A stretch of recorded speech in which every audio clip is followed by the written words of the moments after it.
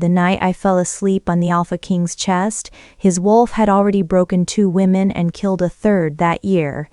I didn't know that yet. I didn't know his name, his curse, or the way his heartbeat sounded beneath the cage of his ribs, slow and predatory, like something counting down. All I knew was exhaustion. 21 hours on my feet, scrubbing stone floors until my knuckles split. And when I stumbled into the wrong chamber in the west wing of the Ironhold Citadel and collapsed onto what I thought was an empty bed, I pressed my cheek against warm skin and fell into the deepest sleep of my life. I woke up to 40 wolves staring at me through the open door, and the Alpha King's arm locked around my waist, his body curved around mine, his breathing steady for what the palace healer would later call the first time in 11 months. But that comes later. Let me start at the beginning, the day I became worthless enough to be expendable. My name is Brielle Thane, and I was sold for a border tax. Not dramatically, not at auction, not with chains or ceremony. My pack, the Denhallow settlement, a farming community of 90 wolves on the eastern floodplain, owed 3 years of unpaid tribute to the Ravencrest Dominion. The Dominion's tax collector arrived on a Tuesday. He counted our grain stores, counted our livestock, counted our wolves. Then he counted me. "The girl," he said to my father, as though I were a sack of barley with a pulse. "How old?" 22. "Healthy?" "She's standing right here," I said. "You could ask me." He didn't ask me. He wrote something in his ledger, a number, probably, or a notation that translated my entire existence into a unit of economic value, and told my father that one able-bodied female wolf, transferred to Dominion service, would clear 18 months of the debt. My father, to his credit, argued for almost 4 minutes before agreeing. "Would you have fought harder?" "I'd like to think I would have if I'd been the parent. But hunger makes cowards of people who would otherwise be brave, and Denhallow had been hungry for 2 winters running. My younger siblings needed grain more than they needed an older sister. So I went. The Ironhold Citadel sat at the center of the Ravencrest Dominion like a stone heart. Massive, angular, built from dark granite hauled from the northern quarries 3 centuries ago. It wasn't beautiful. Nothing about the Dominion was beautiful. It was effective, functional. Every wall, every gate, every watchtower served a purpose that had been calculated, tested, and optimized for control. I arrived in a cart with 6 other debt transfers, wolves from small settlements who'd been traded for tax relief. We were processed in the lower courtyard by a woman named Dagna, the head of domestic staff, who had the build of a siege weapon and the temperament to match. "Names are irrelevant," she told us. "You'll answer to your assignment. Floor staff, kitchen detail, or laundry. You'll work 6 days per week. You'll eat what's provided. You'll sleep in the East Wing dormitories. You'll stay out of the West Wing entirely." A boy beside me, thin, maybe 17, raised his hand. "What's in the West Wing?" Dagna looked at him the way you look at someone who's just asked to pet a landmine. "The Alpha King's private quarters," she said. "And the last 3 women who entered uninvited are buried in the Eastern Cemetery. Well, 1 is buried. The other 2 are in the medical ward. They don't speak anymore." She let that settle. Then she assigned me to floor detail. I became invisible. Let me tell you about the Ravencrest Dominion, because the politics matter. Alpha King Salen Voss inherited the throne at 21 after his father died in what the official record called a hunting accident, and what everyone else called an assassination orchestrated by the Southern Pax. He was 27 now, 6 years on the throne. 6 years of holding the largest military territory on the continent through a combination of tactical genius and a personal menace that made seasoned warriors develop sudden diplomatic flexibility. The rumors about him were contradictory. Some said he was brilliant, a strategist who'd restructured the Dominion's trade networks and doubled its agricultural output in 3 years. Others said he was barely human, that his wolf had become dominant, that the man and the beast had merged into something operating on instinct rather than reason. What everyone agreed on was that women suffered around him. Not by his hand. Not intentionally. But his wolf, the raw dominance that radiated from him like heat from a forge, overwhelmed anyone who got close. 3 potential Luna candidates had been presented by the Elder Council over the past year. The first lasted 6 hours in his presence before her wolf went into full submission collapse, a catatonic state from which she never recovered. Her mind simply shut down, unable to process the dominance pressure. She was alive, technically, but the woman she'd been was gone. The second made it 2 days before she was found in the corridor outside his chambers, shaking, unable to form words. Her wolf had fractured, split between the desperate need to submit and the primal instinct to survive. She was moved to the medical ward where she remained, staring at walls and flinching at shadows. The third died. Heart failure, the healers said. Her wolf submitted so completely that her autonomic functions followed. Her heart slowed to match the submission response and simply forgot to speed back up. She was 24. Her name was Ellery, and according to Tessa, she'd volunteered because her family needed the political advancement. 3 women, 3 outcomes along a spectrum from devastating to fatal. The same cause each time. Kaylin's wolf was too dominant, too far gone for any female wolf to withstand. The Elder Council had stopped sending candidates. The diplomatic implications were severe. An alpha without a Luna was a pack without succession, and a pack without succession was a target. But no one had a solution, and no one volunteered to become the 4th attempt. I learned all of this through kitchen gossip, which is the most reliable intelligence network in any castle. The cooks talked while they worked. The servers talked while they carried trays. And Tessa, a red-haired laundry worker who'd been at the Citadel for 3 years and who attached herself to me on my second day with the declaration that I looked like someone who needed a friend. More than a bath, and barely more than a bath, filled in everything else. His wolf doesn't sleep, Tessa told me while we folded linens.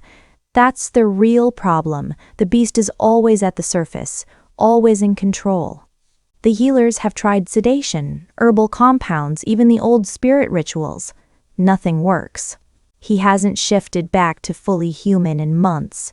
Months? His eyes haven't been human since Ellery died. They're gold now, all the time, wolf gold. She lowered her voice. Danya says he sleeps in the West Wing alone. No guards inside the chamber, no staff. He's wrecked the furniture 3 times. They just replace it and stay out. That sounds less like an alpha king and more like a caged animal. That's exactly what it is. Tessa glanced toward the West Wing corridor, where 2 armed sentries stood at permanent attention. The most powerful wolf on the continent, locked inside his own body with a beast he can't control. If it weren't terrifying, it'd be the saddest thing I've ever heard. I should have left it at that. I should have kept scrubbing floors, kept my head down, served out my 18 months, and gone home, but I've never been good at leaving things alone. It's a character flaw, or a survival mechanism. The line between the two has always been blurry for me. The incident that changed everything happened on a Thursday, 17 days into my service. I was scrubbing the Great Hall floor. A task that sounds simple until you realize the Great Hall of the Ironhold Citadel is roughly the size of a small village, paved in dark granite that shows every scuff mark and used daily by hundreds of wolves who apparently believe that boots are decorative and mud is a personality.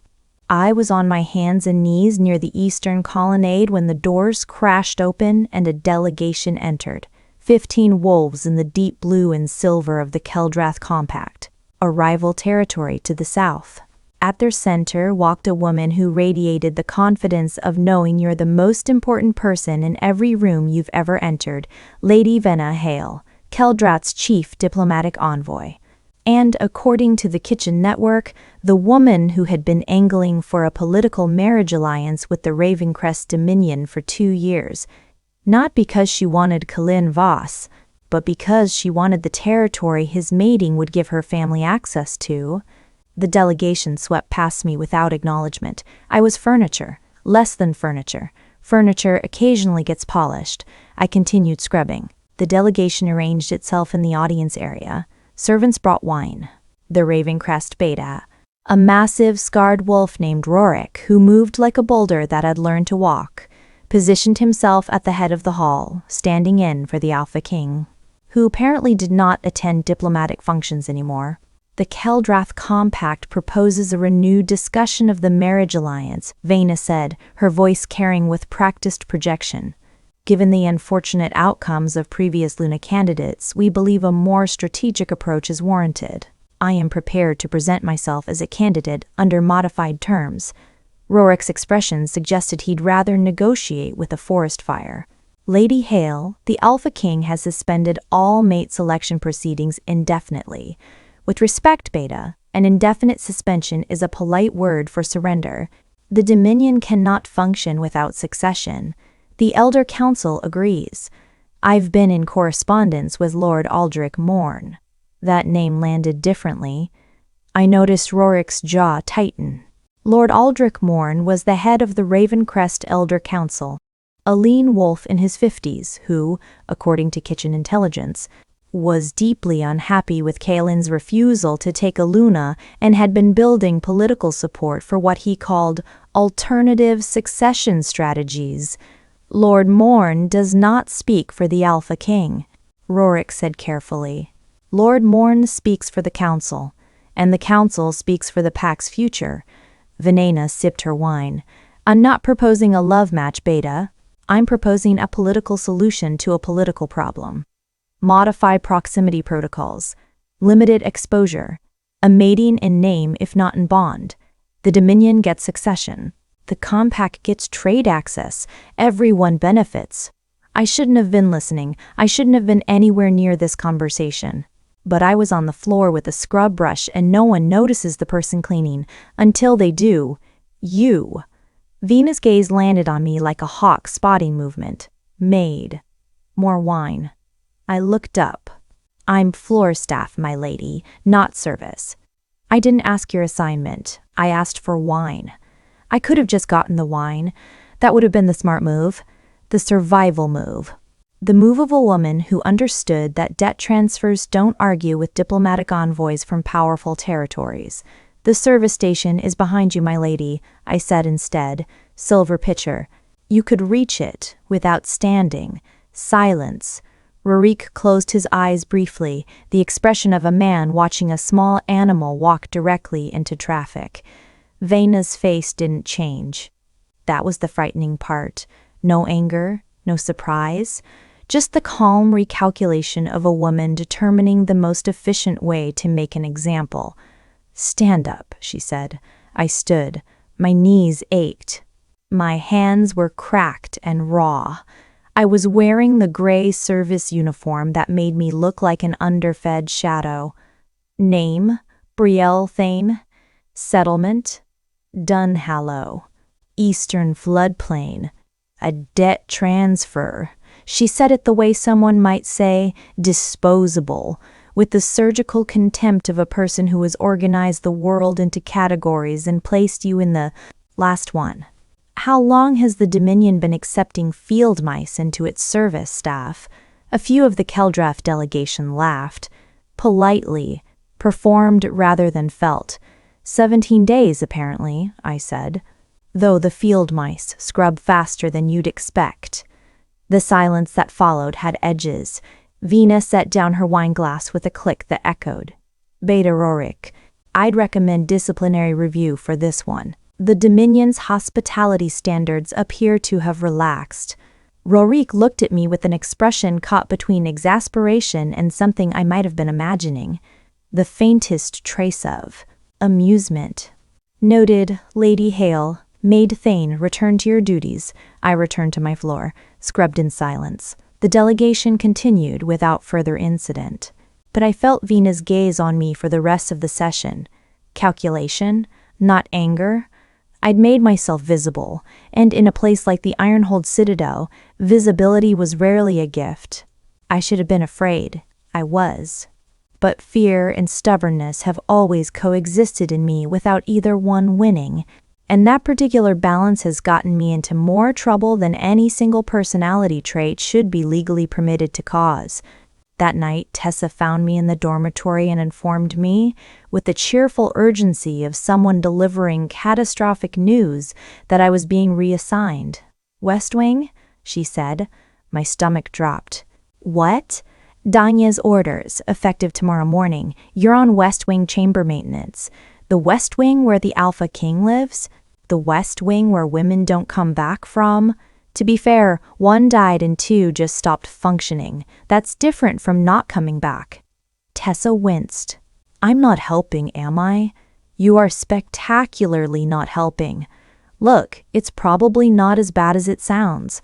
The chamber maintenance rotation is external. You clean the corridor, the antechamber, the outer rooms. You don't go into his private chamber." "Nobody goes in there. Then why does the assignment exist?" "Because someone has to maintain the space around the blast radius, Brielle. That's pack logistics." Welcome to government work. I spent that night lying on my dormitory cot, staring at the ceiling, constructing and dismantling theories about why I'd been reassigned. The optimistic theory, routine rotation, nothing personal. The realistic theory, Vina had complained, and Dagna had moved me to the most undesirable post as informal punishment. The paranoid theory, Lord Morn, who was in correspondence with Keldrath, wanted fewer witnesses in the Great Hall during negotiations. None of the theories made me feel better. All of them led to the West Wing. My first morning on West Wing duty, I met the Alpha King. Through a door that shouldn't have been open, I arrived at the West Wing corridor at dawn. The 2 sentries nodded me through with the resigned expressions of men who'd given up trying to understand staffing decisions. The corridor was long, dim, lined with iron sconces that cast more shadow than light. At its end, a heavy oak door marked the boundary of the antechamber, the outermost room of the Alpha King's private quarters. I pushed the door open. The antechamber looked like a battlefield. A heavy oak table had been splintered down the center, the halves thrown against opposite walls. Chairs were kindling. The iron candelabra was bent at a 90-degree angle, embedded in the stone wall at a height that suggested it had been hurled with considerable force. Claw marks, deep, ragged furrows, scored the stone floor in patterns that looked like pacing. Back and forth, the marks of a caged animal measuring its enclosure. I stood in the doorway and assessed the damage with the part of my brain still functioning rationally, while the rest of it screamed suggestions about leaving immediately, running a very long distance, and potentially changing my entire identity. Then I heard breathing. From beyond the antechamber, through another door, heavier, reinforced with iron bands, standing 3 inches ajar. The private chamber. The room no one entered. The breathing was wrong. Too slow. Too deep. It had a resonance, a vibration that I felt in my sternum before my ears fully processed the sound, like standing too close to a large predator. Like the air itself was being warned. Every instinct told me to step back, close the antechamber door, and report the damage to Dagna. Every survival mechanism honed by 22 years of existing in a world that is not gentle with powerless women told me to walk away. Instead, I put down my cleaning supplies, crossed the ruined room, and pushed the heavy door open.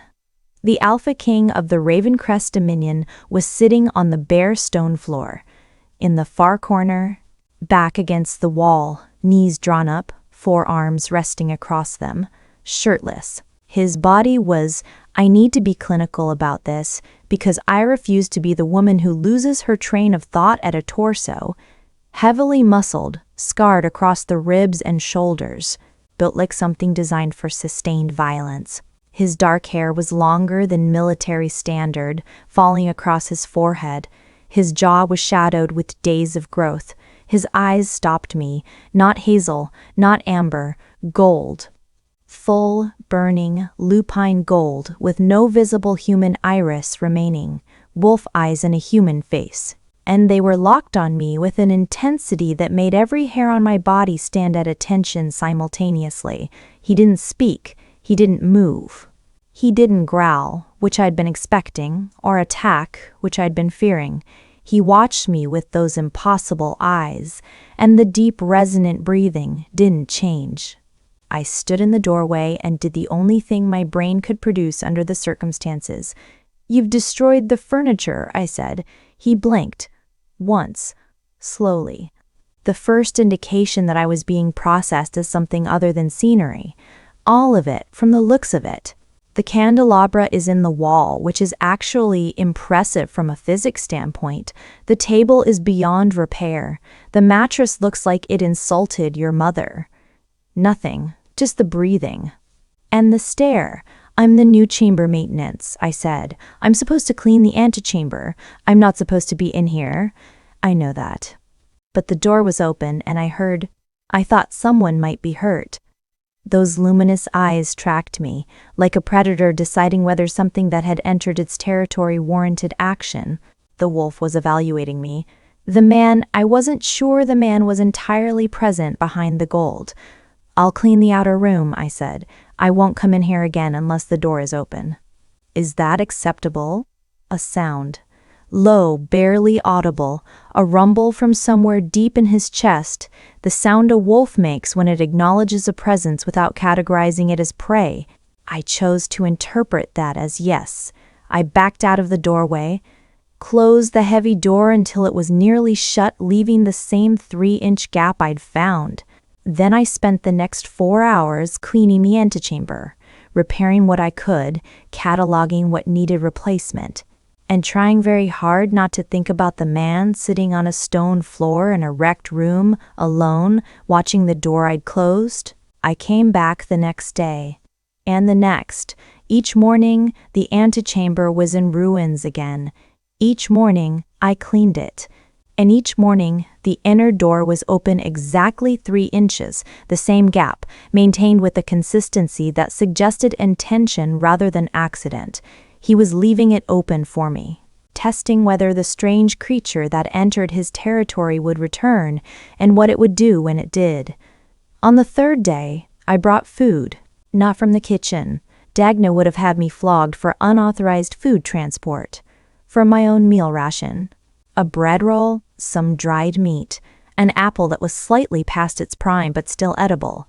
I placed them on a cloth near the inner door, knocked once, and retreated to the antechamber. When I returned the next morning, the food was gone. On the 4th day, I brought food again. This time, I spoke through the gap. "I don't know if you're eating regularly.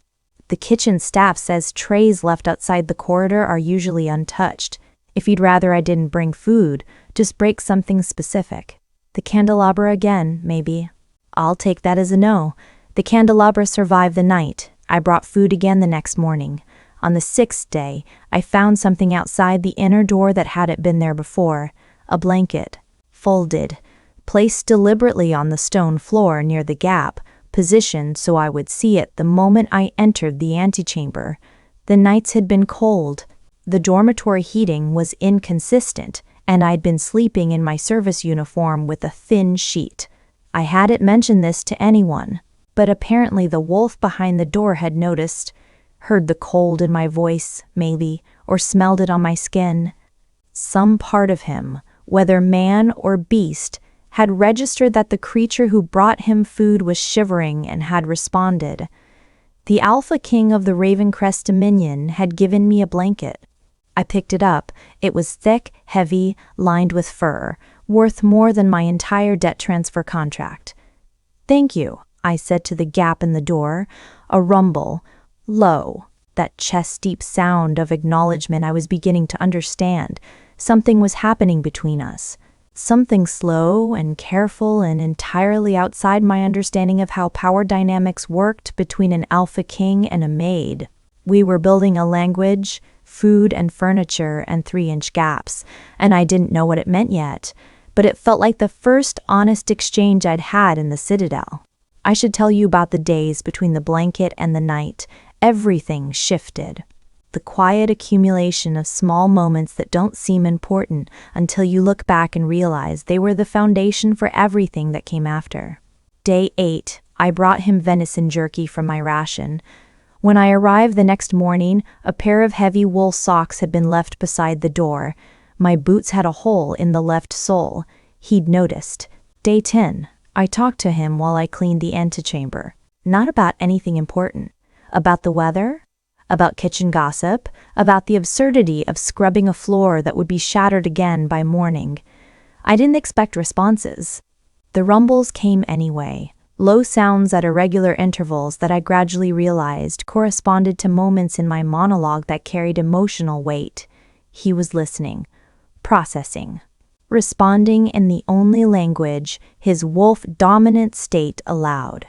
Day 12, I heard something from behind the inner door that made me freeze mid-sweep. A sound.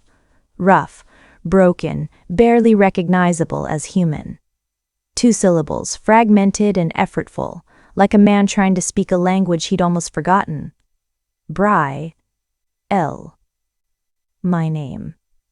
Mangled. Barely formed, but unmistakable.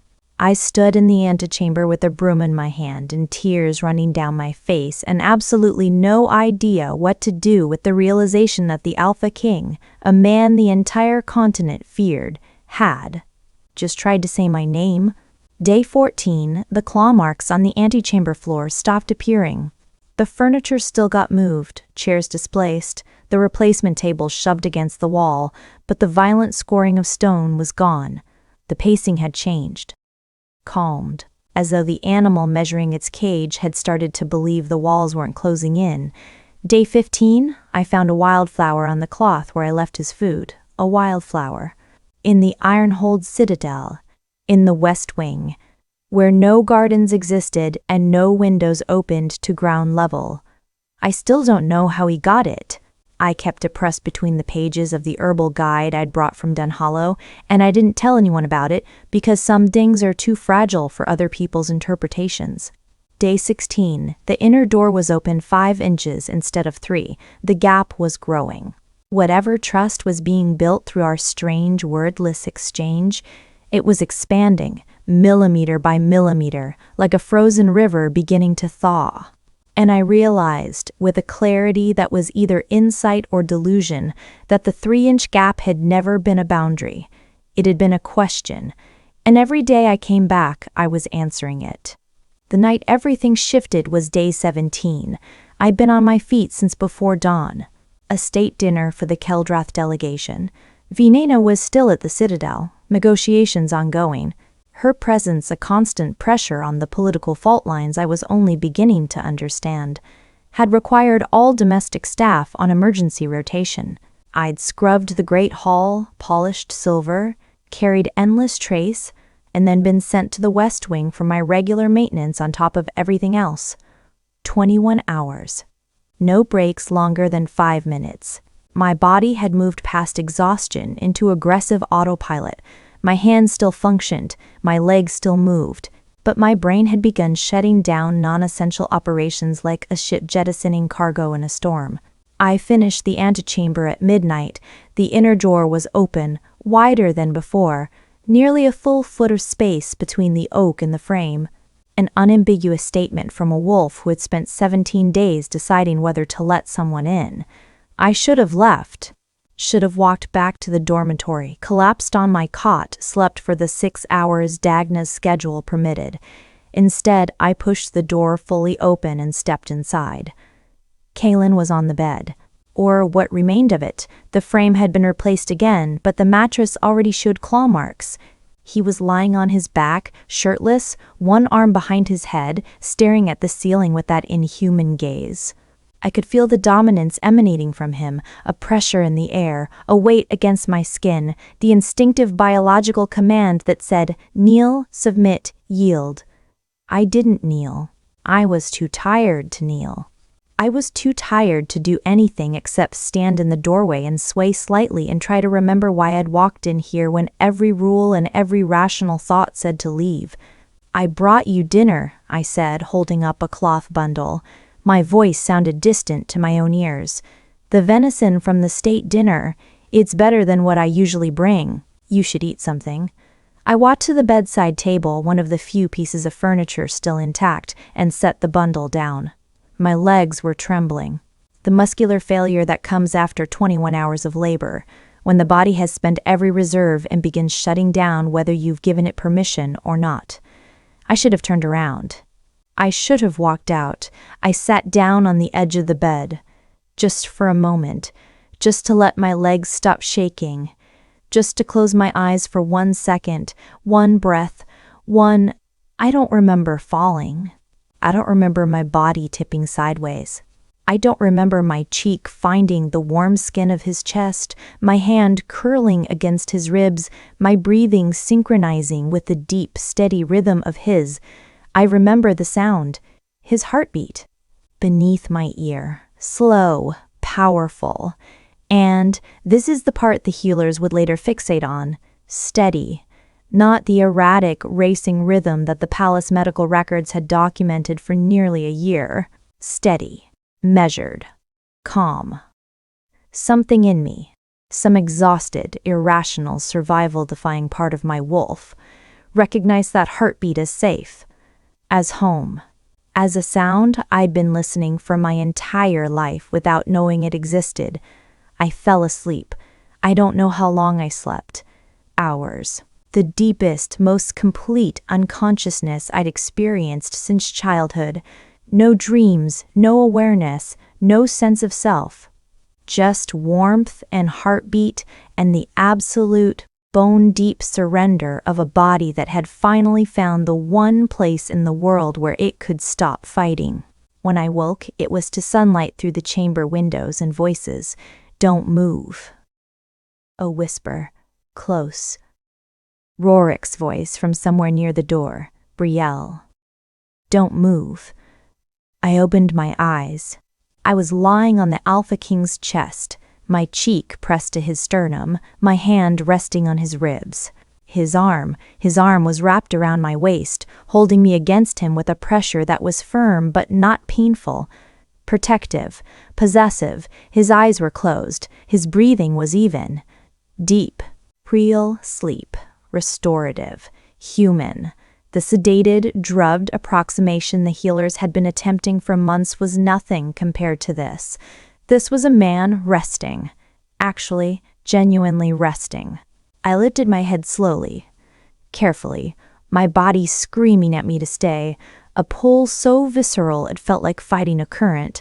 The door to the outer chamber was open, and standing in it, crowded against each other in varying states of shock, were Rorik, Dagna, the palace healer, an elderly woman named Margaret whose face currently resembled someone watching the laws of nature be casually violated, and approximately 24 guards and staff who had apparently come running when someone reported that the new maid was in the Alpha King's bed.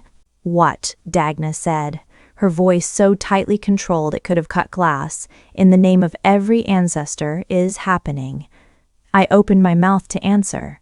Before I could, the arm around my waist tightened.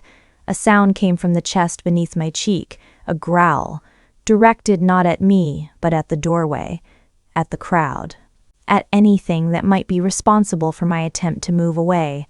The gold eyes opened.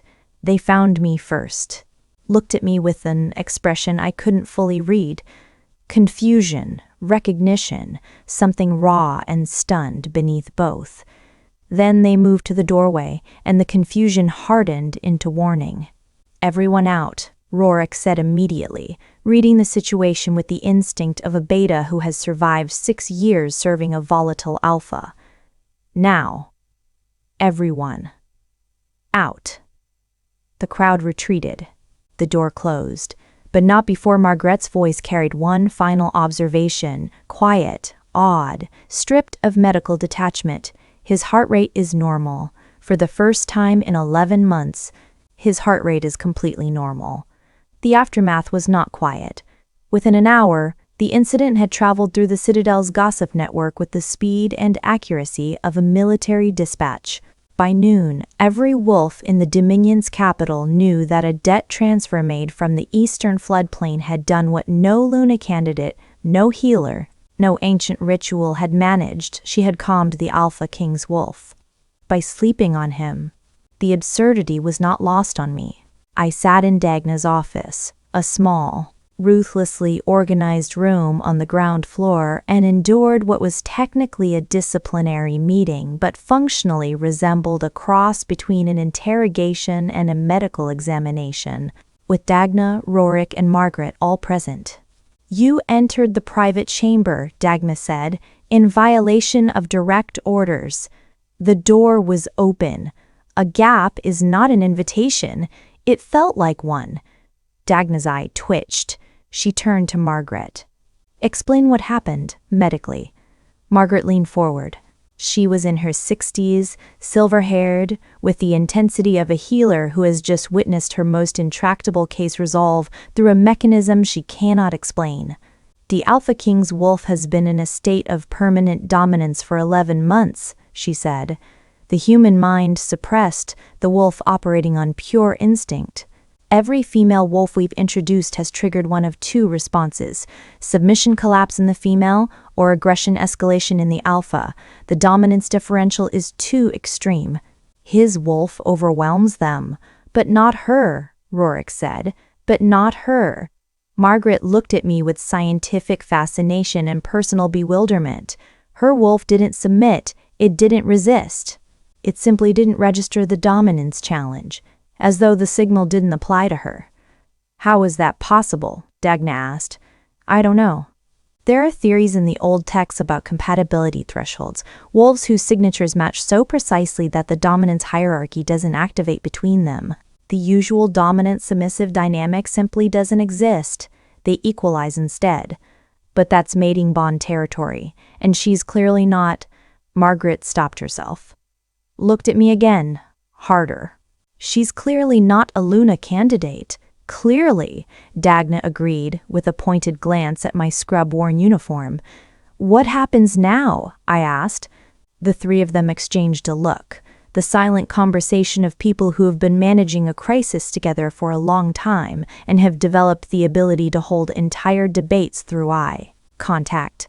"Now," Rorik said slowly, "we figure out whether last night was an anomaly or a pattern, and we do it before Lord Morn finds out." "Too late," said a voice from the doorway. Lord Aldrich Morn stood at the threshold, lean, immaculate, silver-streaked dark hair combed with architectural care. The head of the Elder Council carried himself with decades of accumulated power, gathered through channels that were technically legitimate and functionally ruthless. Behind him stood Vena Hale. "Of course, the council has been informed," Morn said, entering without invitation, "as has the Keldrath delegation, given the diplomatic implications." "The diplomatic implications of a maid falling asleep?" I said. Morn looked at me. His gaze was the opposite of Vena's, where hers was sharp and direct. His was measured, clinical, the assessment of a man who categorizes everything by potential utility. "The implications," he said, "of the first successful stabilization of the Alpha King's wolf in nearly a year. Through an unauthorized, unsupervised contact with an unvatted female. The council has questions." "Then the council can address them to me," Rorik said. "Not to a maid who was on her feet for 21 hours and made a mistake. A mistake that calmed a wolf-dominant alpha." Vena stepped into the room, blue and silver attire pristine. Her expression, the mask of political composure I was beginning to recognize as her most dangerous configuration. "That's not a mistake, Beta. That's either a weapon or a miracle, and the Compact would very much like to know which." I stood. Some instinct told me that sitting while these people decided my fate was a posture I couldn't afford. "I'm not a weapon," I said, "and I'm definitely not a miracle. I'm a maid who was exhausted, walked through an open door and fell asleep. That's it."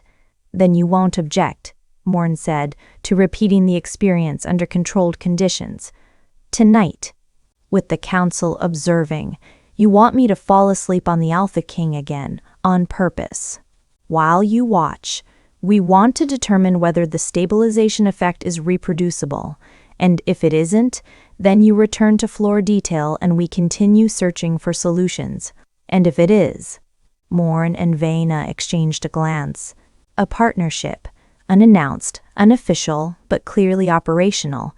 Two political actors with aligned interests and a shared willingness to use whatever tools presented themselves. If it is, Morn said, then we discuss next steps. I looked at Rorik. He met my gaze with an expression that said very clearly that he didn't like this but didn't have the political leverage to stop it, and that the best he could offer was his presence during whatever came next. I looked at Margaret. She met my gaze with the scientific hunger of a woman who needed data more than she needed to protect my comfort. I looked at Dagna. She met my gaze with a look that said, I told you to stay out of the West Wing. Fine, I said, but I have conditions. Morn's eyebrow rose. Vina's mouth thinned. No physical restraints. No sedation. No one in the room except Rorik and Margaret. And someone tells me his name, his actual name, not his title. Silence. You've been cleaning his chambers for 17 days, Rorik said. And you don't know his name? I know his title. His title is on every wall and gate and tax document in this citadel. But nobody has ever said his name. Not the staff, not the guards, not once. It's as though he's a position, not a person. Another exchange of glances, this time between Rorik and Margaret, carrying something different. Not politics, not strategy, but the raw, private grief of two people who have watched someone they care about disappear into his own power and been unable to pull him back. Kaelin? Rorik said quietly. His name is Colleen. That night I walked into the West Wing for the second time in 24 hours, and everything was different. The sentries had been tripled. Margaret waited in the antechamber with monitoring equipment. Rorik stood at the inner door, arms crossed, radiating the protective tension of a beta who has been maneuvered into a situation he can't control. The council is observing from the outer corridor, he told me. They won't enter the chamber. Morn insisted on proximity. I insisted on a closed door between him and the Alpha. And Vena with Morn. She has no authority here, but his invitation gives her access. He paused. Brelel, if anything feels wrong, anything, you come out. Immediately, I'll be right here. I nodded, took a breath, pushed the inner door open. Colleen was standing, not sitting, not pacing, standing in the center of the room, facing the door, as though he'd been waiting. His posture was different, straighter, more alert, those impossible eyes tracking me with an intensity that had shifted from assessment to something I couldn't name, anticipation, recognition. He was wearing a shirt. That detail shouldn't have mattered, but it did. Someone, Rorik, probably, had brought fresh clothes and he'd put them on. Simple dark linen, sleeves rolled to the forearms. Trousers. No shoes. The domesticity of it was jarring against the backdrop of a ravaged room and that unblinking stare. He'd also fixed the table. Not replaced it. Fixed it. The two halves I'd reported as beyond repair were pushed together, the split running down the center like a scar, held in place by iron clamps fashioned from the bent candelabra. On the table was food. A meal, bread, dried fruit, and what looked like honeycomb, arranged on a cloth in the same pattern I used when I left his meals. I glanced at the corridor door, the evening tray that staff left outside the West Wing each night. The one Tessa said was always returned untouched, was missing. Not untouched this time, raided. Selectively, deliberately raided and rearranged into a meal for me. The Alpha King of the Ravencrest Dominion, whose wolf had killed a woman and broken 2 others. Who existed in a state of isolation that the entire Elder Council had failed to address, had repaired a table, intercepted his own food tray, and laid out a meal for the maid who cleaned his antechamber. Oh, I said. It was the only word I had. Oh. His head tilted, measuring me, measuring the moment. I walked to the table, sat down, picked up a piece of bread, ate it while he watched. This is good, I said.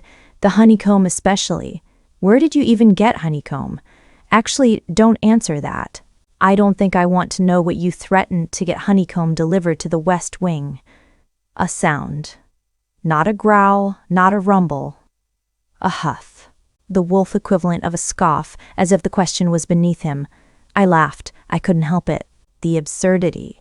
The demolished room, those burning eyes, the improvised furniture, the honeycomb, overwhelmed my capacity for appropriate emotional responses, and what came out was genuine, involuntary, rising from a place too deep to be manufactured. Kaylin's eyes changed, not the color, they remained gold, but the quality. A flicker, brief and stunning, behind the wolf, a spark of the man. As though the sound of laughter had reached past the surface and touched whatever remained of Kaylin Voss beneath the beast. He sat down. Across from me, at the table he'd repaired with his own hands from the furniture he'd shattered with his own claws.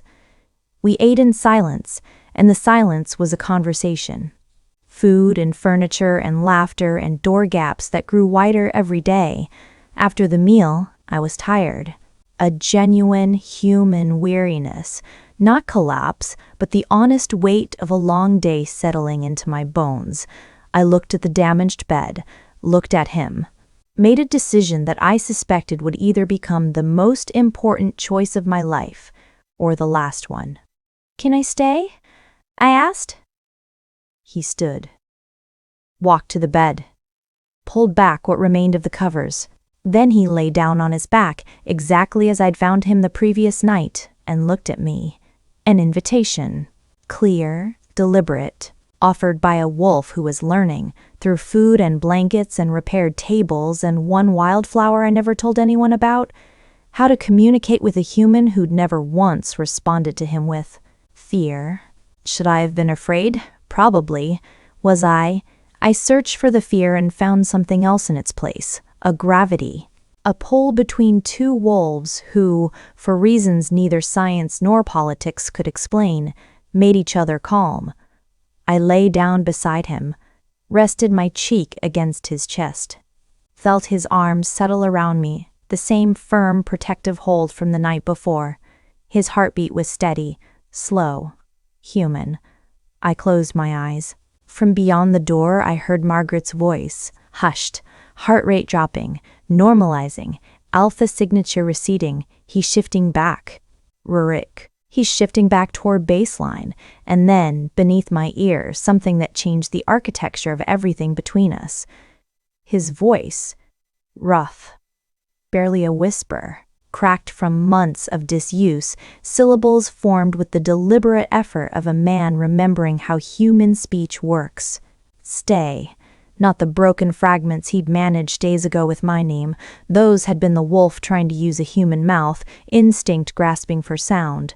This was different. This was the man. Choosing a word, meaning it. The first time in 11 months that Kaylin Voss, not as wolf, not the beast, had spoken. My eyes burned. I pressed closer. "I'm staying," I whispered back. His arm tightened, his breathing deepened, and for the second time in 11 months, the most dangerous wolf on the continent fell into natural, human, peaceful sleep because a maid from the eastern floodplain was lying on his chest, and for reasons no one could yet explain, she was the only person in the world who made the monster quiet. From outside the chamber, beyond the door, beyond the antechamber, in the outer corridor where the council observes through a gap they should not have been looking through, I heard another voice. Lord Morn's, quiet, calculated, speaking to Vanna Hale with the quiet calculation of a man revising strategy in real time. "Forget the marriage alliance," he said. "She's more useful than a Luna." "She's a leash." I heard it. I heard every word, and I felt Kaylin's arm tighten around me, as though the wolf, even in its retreat, even as the man resurfaced for the first time in nearly a year, had heard it too, and understood exactly what it meant. If this story has already wrapped itself around your chest and refused to let go, you're exactly where you're supposed to be. Destined Hertz is where love begins in the most impossible places. Subscribe now. Part 2 is coming. And what happens next changes everything.